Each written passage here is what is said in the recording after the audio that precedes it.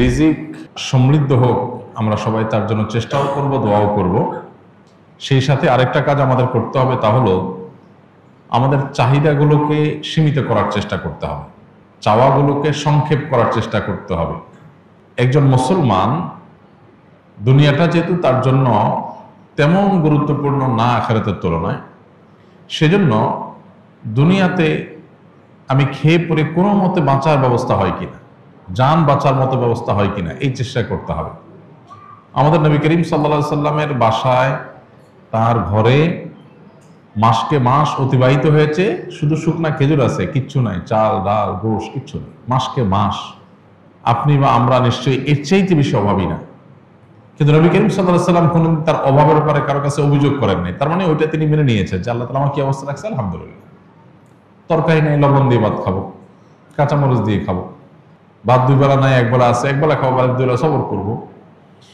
এই মানসিকতাটা লালন করলে যেটা হবে, এই যে রিজিকের কষ্ট, যতটা না ক্ষুধার কষ্ট, যতটা না পেটের কষ্ট, তার চেয়ে বেশি মনের কষ্ট।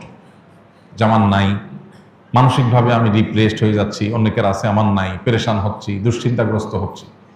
এই জন্য এগুলো উচিত না, এগুলো যথাসম্ভব দূর করার চেষ্টা করা দরকার। অর্থাৎ আমি আমার নিজেকে চেষ্টা করব আমার চাহিদাকে সংক্ষেপ করার এবং যে অবস্থা সে অবস্থা শুকর আদায় করার।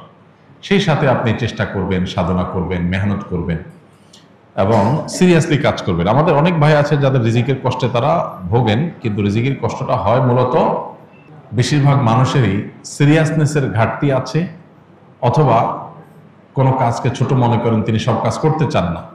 মন মানসিকতা যদি এভাবে করেন যে আমি যে কোনো হালাল উপার্জনের মাধ্যম পাই সেটা আমি করবো ইনশাআল্লাহ, এক জায়গায় একটা কাজ করছি, সব বেটে বলে হচ্ছে না, সব মন মতে হচ্ছে না, এটাই দুনিয়া, এটা জান্নাত না, এখানে সব মন মতে হবে না। আপনি মনে করছেন অন্য অনেকে কাজ করছে, তারা কত শান্তিতে আছে। আপনি যাদেরকে শান্তিতে আছে মনে করছেন, হয়তোবা তারা অনেকে অনেক অশান্তিতে আছে, আপনি জানেন না। একজন খুব চকচকা অফিসে, খুব টিপটপ গাড়িতে চলাফেরা করে, যাই দেখেন ওখানে তার এমন এমন কষ্টের মধ্যে সে আছে যে আপনি চিন্তাও করতে পারবেন। সবসময় মানুষ অন্যটাকে অনেক বেশি ভালো মনে করে, নিজেরটাকে অনেক কষ্টের মনে করে।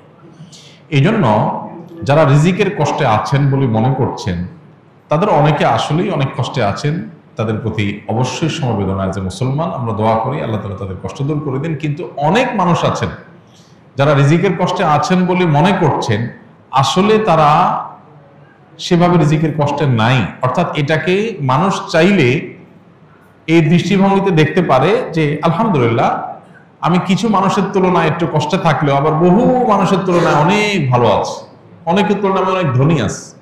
যেমন মিডল ইস্টের লোকজন, তারা বেশিরভাগ মানুষই বোতলের পানি খায় অভ্যাস, ছোট ছোট বোতলের পানি খায়।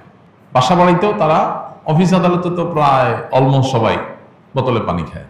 তাদের অনেক টাকা পয়সা, তারা আমাদের চাইতে অনেক বেশি ধনী দেশ, ধনী সমাজ, সেই হিসাবে তারা বোতলের পানি খায়, এটা তাদের জন্য একটা নর্মাল ব্যাপার।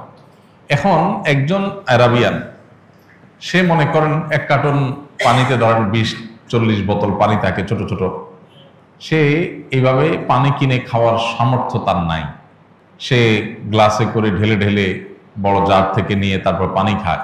সে নিজেকে কিন্তু গরিব মনে করে, কারণ তার আশেপাশে সবাই বোতল খুলে ডকডক করে পানি পান করে, সেটা করতে পারতেছে না। সে কিসের পানি খায়? ফিল্টারের পানি, জার থেকে পড়ে সেখান থেকে সে পান করে। অথবা ফিল্টার করাও লাগে না, তাদের দেশে সব পানিগুলা জারের পানি ফিল্টার করাই আছে, ওইগুলা খায়, মগ দিয়ে খায়। তো মগ দিয়া যে খায়, এটা তার কাছে অভাবই মনে হয়। আহারে, আমি গরিব মানুষ, আজকে ওদের মতো টাকা থাকলে আমি বোতল খুলে ডকডক করে গিলতাম, একটা খাইতাম, ফালা দিতাম, আরেকটা ধরতাম। আমি পারি না, এই জন্য আমি ওই ফিল্টার করা যে জারের মধ্যে পানি থাকে, ওই জার থেকে ঢেলে ঢেলে খাই। এটা হলো গরিবের অবস্থা। আমাদের দেশে সেই গরিবের যদি আপনি তুলনা করেন যে পানি ফিল্টার করা লাগে না, সব ফিল্টার করা আছে, শুধুমাত্র ঢাইলা খাওয়া। আমাদের দেশে অনেক মানুষ আছে যাহারে একটা ফিল্টার নাই, পানি সিদ্ধ করে করে ঢাকা শহরে অনেকে এখনো পান করে, অনেক কষ্ট করে। আমার যদি ফিল্টারের ব্যবস্থা থাকতো, অথবা ফিল্টার করা ছাড়া এরকম ডাইরেক্ট ফিল্টার করা পানি পাওয়া যাইত, ডাইরেক্ট খাওয়া যাইত, তাহলে আমি ধনী হতে পারতাম। তাহলে এর কাছে ধনীর সংখ্যা কিন্তু বোতল খাওয়া না, এর কাছে ধনীর সংখ্যা হলো ফিল্টারের পানি পাওয়া। তাই না? আবার